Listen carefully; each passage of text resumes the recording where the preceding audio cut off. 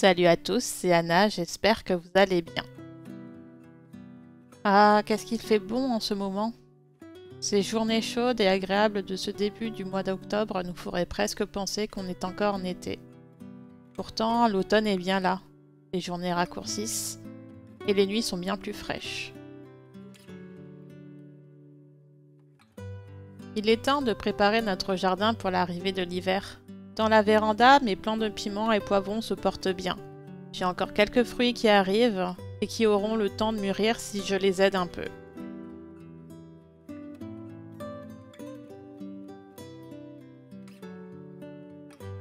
Par contre, dans le potager, j'ai peu d'espoir que mes plants arrivent encore à produire.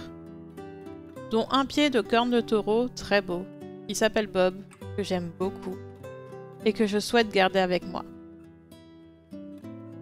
Je sais qu'on peut l'hiverner, je me suis pas mal renseignée sur le sujet.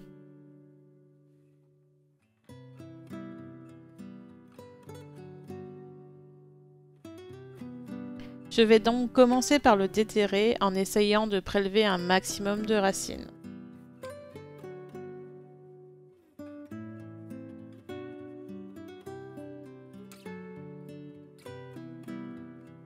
Regardez le beau réseau racinaire de Bob.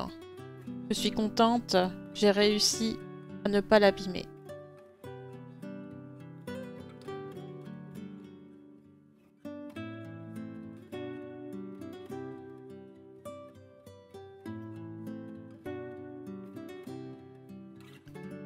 Je vais alors lui préparer un nid douillet, un pot bien grand avec des billes d'argile au fond pour qu'il n'ait pas les pieds qui baignent dans l'eau si j'arrose de trop.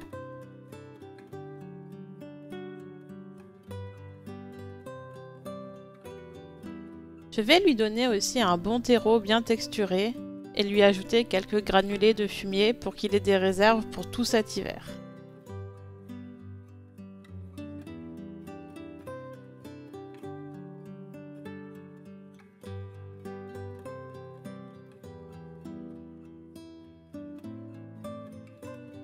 J'aurais dû garder un maximum de terre autour de ses racines pour qu'il ne soit pas trop perturbé par son déménagement. J'espère qu'il ne va pas trop m'en vouloir.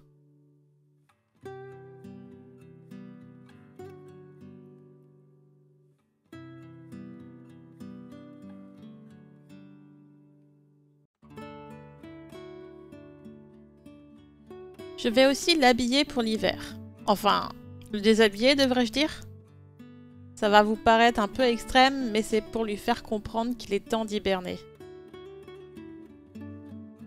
Quand les journées se rallongeront à nouveau et qu'il fera plus chaud, il pourra repartir de plus belle et me faire des fruits très tôt dans la saison. Enfin, ça c'est si je n'oublie pas de l'arroser un petit peu une fois par mois. Vous aussi vous pouvez garder votre Bob. Il vous suffit de procéder comme moi et de le rentrer dans votre maison, dans une pièce pas trop ou non chauffée, et de le mettre devant une fenêtre avec beaucoup de lumière.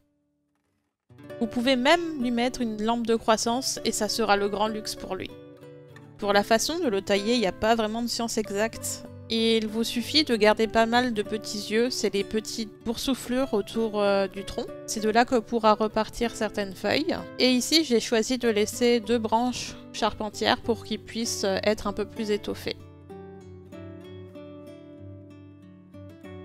Mon Bob, lui, va déménager dans la véranda avec ses autres copains, que je ferai hiverner aussi quand ils auront fini de produire.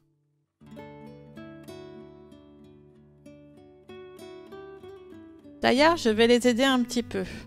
Je vais les tailler juste au-dessus de chaque fruit et retirer les feuilles et les branches inutiles. J'enlève aussi les feuilles abîmées et jaunies. En faisant ça, je vais leur faire comprendre qu'il est temps de dépenser leur énergie sur leurs fruits et pas sur autre chose.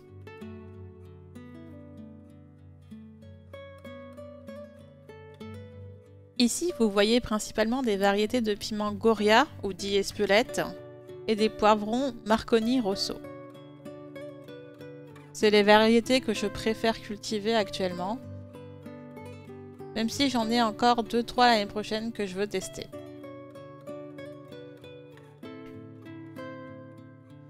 Ces plants sont installés dans leur bac rempli de terreau et compost depuis mai. Et c'est la deuxième fois qu'ils fructifient. Si je regarde mon petit carnet, j'ai récolté pas moins de 4,5 kg de poivrons.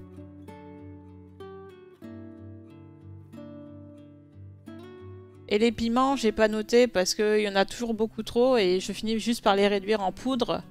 Et je commence à avoir un bon stock de piments d'Espelette. Faudra que je teste autre chose l'année prochaine. Étant donné qu'ils ont déjà beaucoup produit, je vais les booster à nouveau pour la fin de la saison. On va donc leur refaire un lit en grattant un peu la terre. Ça permettra à l'eau de mieux s'infiltrer. Je vais également renourrir la terre avec mes granulés de fumier. J'utilise ça car c'est très facile et la nourriture est disponible rapidement pour les plants. Il suffit de bien les incorporer au terreau et d'arroser abondamment.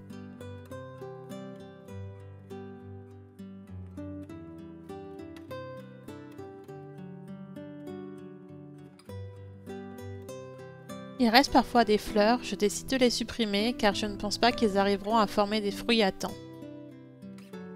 Comme vous le voyez, la taille n'est pas compliquée et d'ailleurs elle est valable pour toutes les plantes potagères. Si vous voulez que les fruits grossissent et mûrissent plus vite, coupez juste au-dessus du ou des fruits. Ça s'appelle étêter un plant.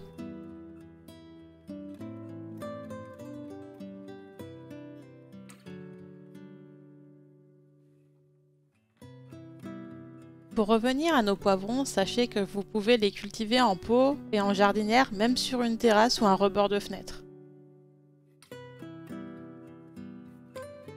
Vous pouvez faire vos propres plants à partir de la graine. Je vous montrerai ça en février.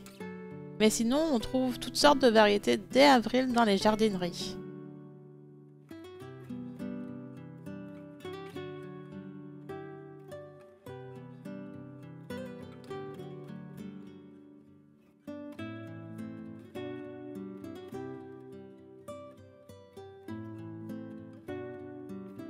J'espère que vous appréciez les vidéos de ce type, car je prends beaucoup de plaisir à les réaliser. Le jardinage est vraiment devenu une passion pour moi, et elle m'aide même à gérer mon stress.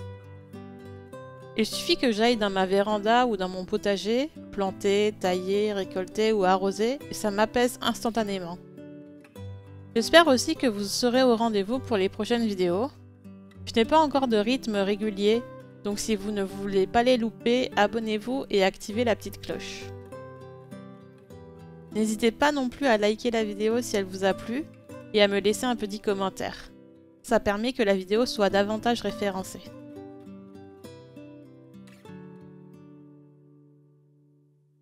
Je vous remercie d'avoir regardé la vidéo. Passez une bonne journée. Prenez soin de vous et de vos proches. Bye!